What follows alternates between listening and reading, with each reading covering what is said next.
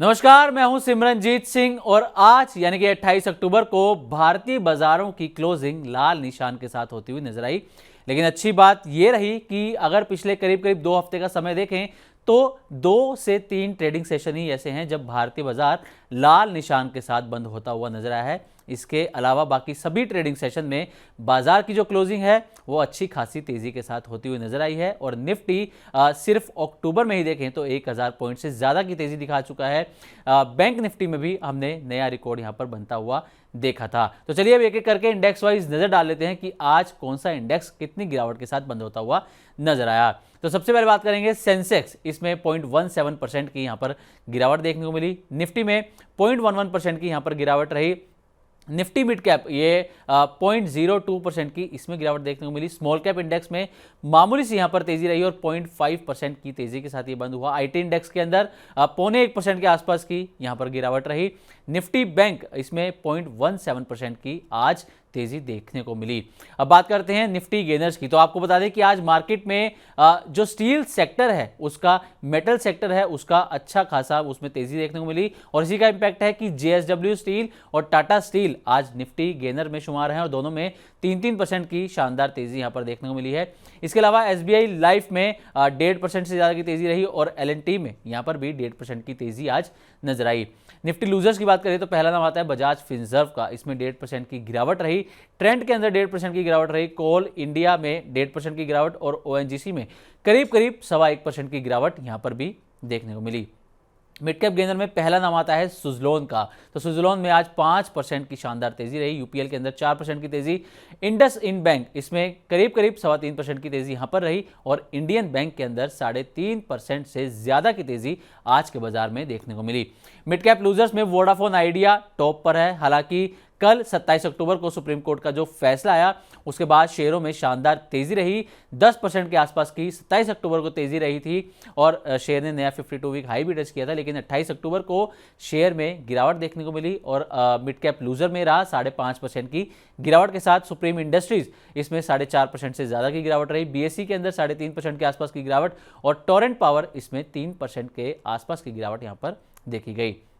Small cap gainer के अंदर पहला नाम न्यूजेंट सॉफ्ट का 10.5% की यहां पर तेजी देखने को मिली। स्वान कॉर्प 4.5% की तेजी। दीपक फर्टिलाइजर 4% की तेजी यहां पर रही और केपीआईएल 3.5% के आसपास की तेजी इसमें देखी गई। स्मॉल कैप लूजर्स में पहला नाम एबी रियल्टी, इसमें करीब करीब 0.4% के आसपास की गिरावट रही। एफएसएल इसमें 0.3% के आसपास की गिरावट। बीईएमएल इसमें 2.5% के आसपास की गिरावट और ज्योति सीएनसी 2.25% के आसपास की गिरावट यहां पर रही। एफएनओ गेनर में सबसे पहला नाम सुजलोन का 5% से ज्यादा की तेजी। यूपीएल 4% तेजी। जेएसपीएल 4% और इंडसइंड बैंक 3.5% से ज्यादा की यहां पर तेजी देखने को मिली। एफ&ओ लूजर में वोडाफोन आइडिया, खबर का इंपैक्ट है, 5.5% की गिरावट यहां पर रही। सुप्रीम इंडस्ट्रीज 5.5% के आसपास की गिरावट यहां पर रही। बीएसई 3.5% की गिरावट और टोरेंट पावर में भी 3.5% की गिरावट यहां पर देखी गई। खबरों वाले शेयर जैसे कि आपको बताया वोडाफोन आइडिया यहां पर 3.5% गिरावट इसमें देखी गई। जेएसपीएल 4% से ज्यादा की तेजी। इंडसइंड बैंक 3.5% की तेजी और न्यूजेन सॉफ्ट 10.5% की तेजी यहां पर रही। तो 52 वीक हाई किन्होंने टच किया ये भी जान लीजिए। तो जेके टायर इसमें 3.5% से ज्यादा की तेजी रही और नया 52 वीक हाई इसने टच किया। सिटी यूनियन ने भी नया 52 वीक हाई टच किया, 3.5% की तेजी। इंडियन बैंक 3.5% की यहां पर इसमें तेजी रही और एमओएसएल इसमें 3% की यहां पर तेजी की देखी गई। इसके अलावा और भी स्टॉक हैं जिन्होंने 52 वीक हाई नया टच किया। इसमें टाटा स्टील, इसमें आज शानदार तेजी रही और तेजी के दम पर ही इसने नया 52 वीक हाई भी टच किया। जेएसडब्ल्यू स्टील ने भी, क्योंकि मेटल सेक्टर के अंदर आज तेजी थी, तो इसने भी नया 52 वीक हाई यहां पर टच किया। लोरस लैब 2% से ज्यादा की तेजी इसमें रही और 52 वीक हाई नया टच किया। एसबीआई लाइफ ने भी नया 52 वीक हाई टच किया और यहां पर 0.2% के आसपास की तेजी रही। अब कल बाजार के अंदर क्या स्ट्रेटेजी रखी जाए, तो मार्केट एक्सपर्ट आशीष बहेती की सलाह है निफ्टी को खरीदने की। यहां पर स्टॉप लॉस आपके लिए दिया गया है 25,850 का और टारगेट दिया गया है 26,200 का। वहीं अगर बैंक निफ्टी की बात करें तो बैंक निफ्टी में आशीष बहेती की सलाह खरीदने की रहेगी। बाय रेटिंग यहां पर उन्होंने दी है, स्टॉप लॉस 58,050 का और टारगेट 58,450 का यहां पर आशीष बहेती की तरफ से दिया गया है। अब आते हैं अहम इवेंट्स पर या फिर ऐसे ट्रिगर्स जो बाजार को कल इंपैक्ट करते हुए नजर आएंगे। तो 28 और 29 अक्टूबर यानी कि आज और कल यूएस फेड की पॉलिसी बैठक होगी, जिसमें रेट कट को लेकर एक बड़ा डिसीजन आ सकता है और उसका इंपैक्ट भारतीय बाजारों में देखने को मिल सकता है। 29 अक्टूबर यानी कि कल ओरकला इंडिया का आईपीओ खुलने वाला है सब्सक्रिप्शन के लिए। इसके अलावा 30 अक्टूबर को यूएस के Q3 जीडीपी ग्रोथ के डेटा जारी होंगे।